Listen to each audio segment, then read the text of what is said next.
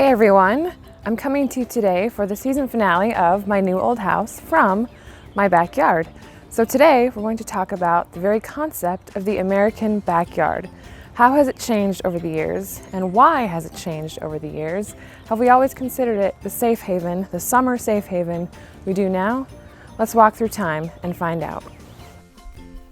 In the 19th and early part of the 20th century, those who did have backyards typically used them for a different purpose, one that was much more functional than, say, relaxing.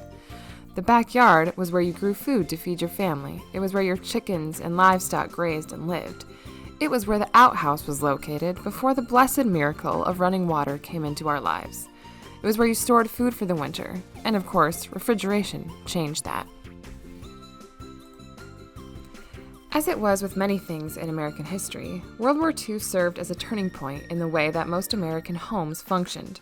Before the war, a lot of households were entirely self-sufficient, which meant constant work to keep it running. But with the robust economy that followed the end of the war, especially with the creation of the GI Bill, a consumer culture was born. In the 50s and beyond, all the clutter that used to take up the backyard outdoor space became unnecessary. What remained moved inside or into the garage, complete with those more affordable automobiles. Americans also now tended to have a bit more time on their hands without having to be constantly working outside, running a self-sufficient household. What would you do with all that newfound free time? Why not spend a nice summer evening in your own private outdoor space? Of course, the transition wasn't seamless. For one thing, the green grass we so lovingly care for isn't exactly a natural phenomenon. Different grasses grew in different climates, and the U.S. Department of Agriculture released recommendations for which would be best suited to your climate. In addition, lawn mowers were not really affordable until after the war, even though they'd actually been around since the 19th century.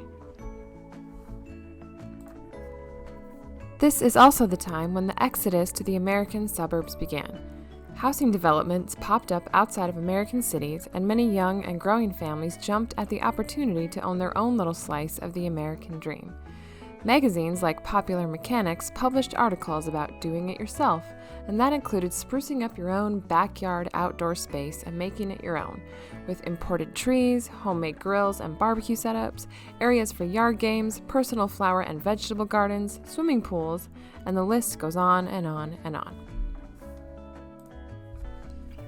The backyard really came to life with the invention and accessibility of a portable backyard grill like the Weber Kettle Grill, which came on the scene in 1952. Before this grill was invented, the most popular option for outdoor barbecue and grilling was an open charcoal brazier, which was of course vulnerable to rain, wind, and it often spread ash all over the yard, even in the chef's face. The Weber Kettle Grill, with its dome lid and holes for breathing, changed the game.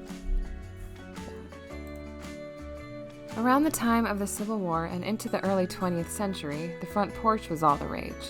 This is how people spent time outside, relaxing and talking on their front porches, talking to anyone who passed by, getting some fresh air while connecting with neighbors and each other. After World War II, for many reasons, the outdoor space became more private.